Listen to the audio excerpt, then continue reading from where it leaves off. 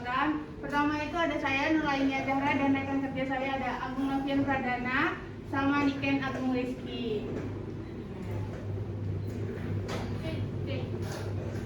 Selanjutnya itu di sini kami akan mempresentasikan tentang proyek kami, yaitu tentang rancang bangun alat monitoring kualitas air otomatis berbasis IoT untuk aquacultur dengan optimasi parameter menggunakan uji logik Mamdani.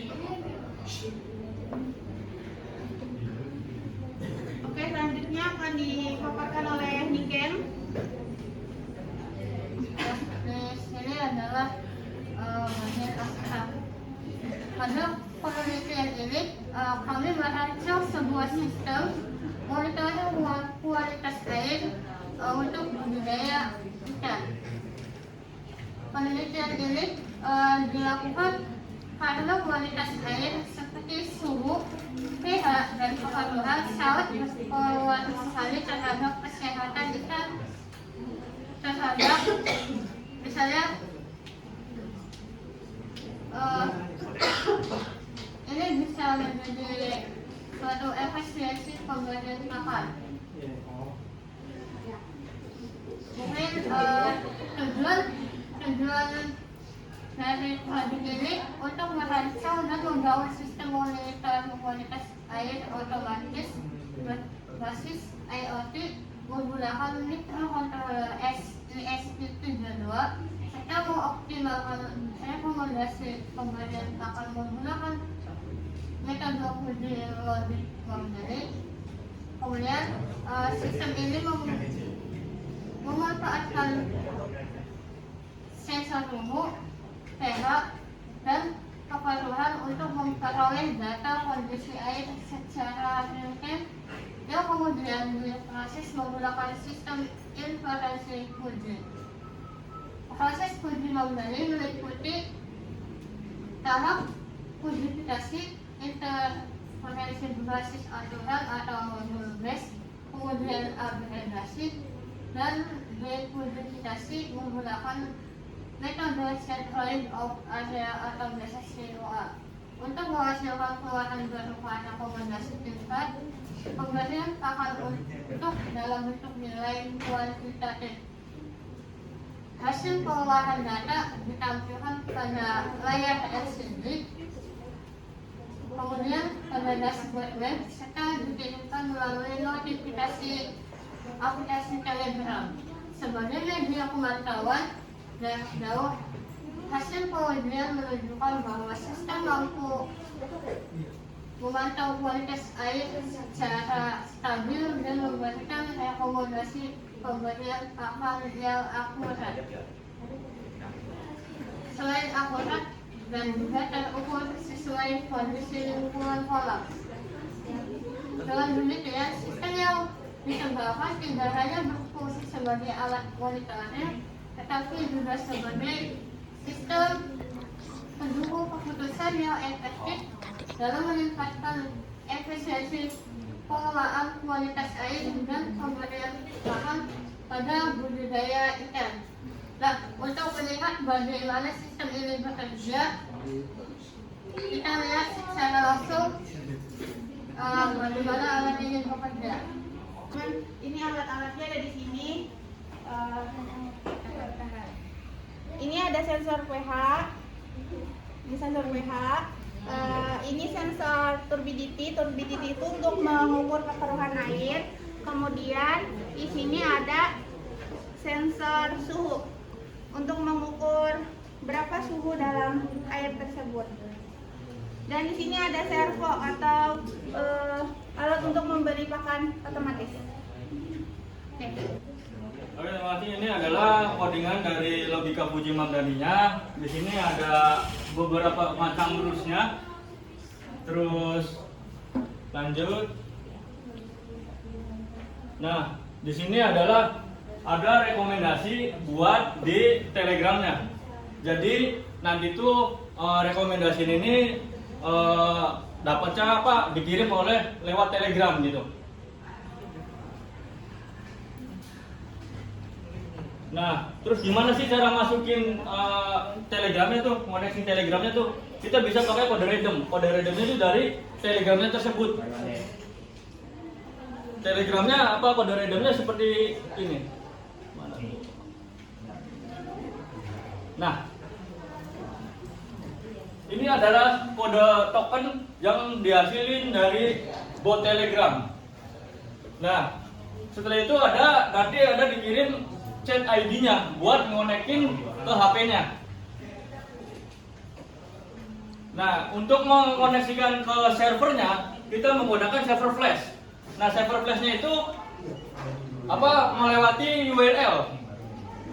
Nah, URL-nya itu kayak gini. Oke, kita lanjut saja langsung ke dashboardnya. Sebelum ke dashboard ya teman-teman, di sini kita mau jelasin dulu bagian Fuji Mamdani-nya. Nah, bagian Fuji Mamdani ini sampai sini ini adalah tahap modifikasi. Nah, ini termasuk tahap pada inferensi Fuji-nya, aturannya ada di situ. Terus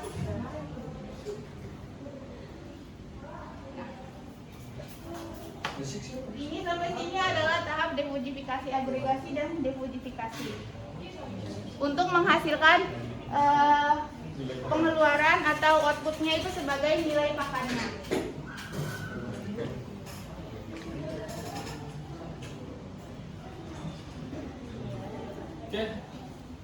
Oke teman-teman, ini adalah tampilan dashboardnya. Jadi ini dashboardnya tuh real time sesuai jam, sesuai menit gitu. Boleh langsung dicoba aja alatnya ya. Sebelum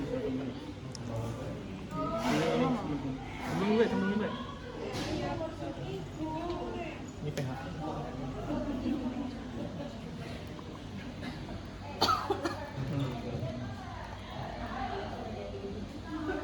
Nah,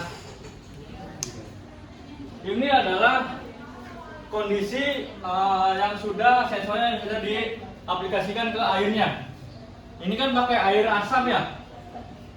Jadi kedeteksinya asam hingga tingkatannya sampai 9,50. Nah, untuk suhu airnya itu normal di angka 27,1. Nah, di keluarnya itu ada di angka 33. Nah, ini nilai Fuji ini adalah nilai pakannya. Nilai pakannya. Oke, scroll ke bawah.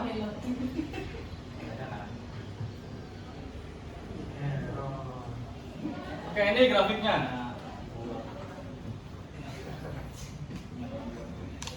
Nah, ini gerak ya, gerak sedikit.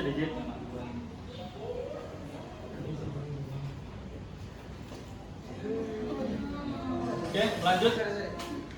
Nah, ini adalah data terakhir yang kita uji coba. Ini ada data-datanya, waktunya di jam berapa, segala macam, suhunya berapa, pH-nya berapa, keruannya berapa, nilai Fujinya berapa. Terus di atas lagi, ke atas lagi. Di sini juga bisa beri pakan secara manual gitu. Nanti ada terjadi servo itu bergerak. Coba ulang lagi, tekan lagi. Nah, nanti ada servo yang bergerak. Terus data terakhir itu bisa di-download dengan file CSV gitu. Downloadnya pakai file CSV. Nanti ke downloadnya file CSV.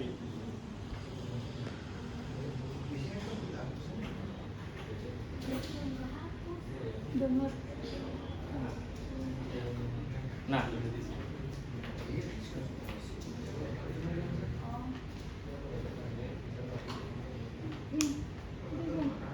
nah itu adalah data-data yang tadi kita ambil gitu. Nah, terus kita mau nunjukin notifikasi lewat telegramnya dan rekomendasinya. Nah, tadi kan suhunya 27,2.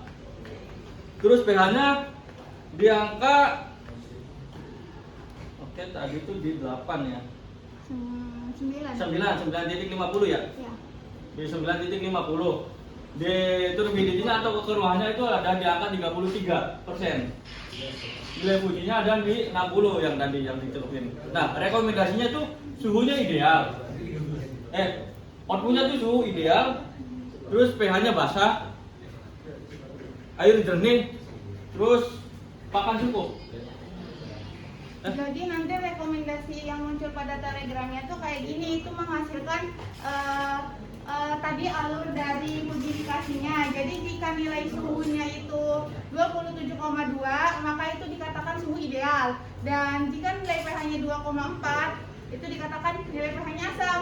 Dan jika turbidity-nya 32, itu dikatakan airnya jernih, dan maka akan menghasilkan atau akan dimodifikasikan sebagai outputnya itu pakan dikurangin atau pakan ditambahin atau pakan cukup kayak gitu.